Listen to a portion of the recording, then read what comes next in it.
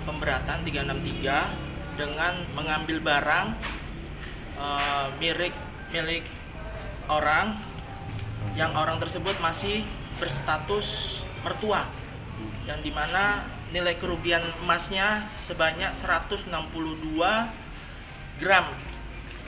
Untuk karat emasnya 24 karat semuanya.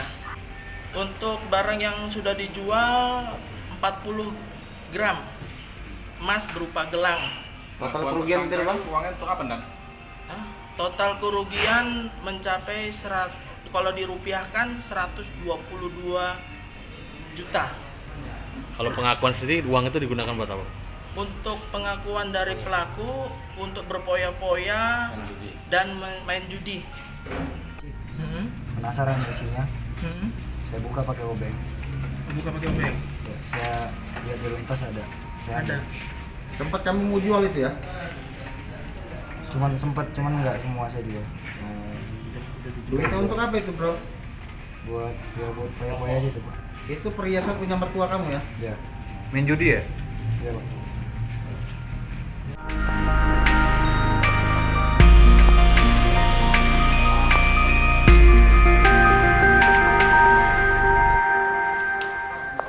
Jangan lupa subscribe ya.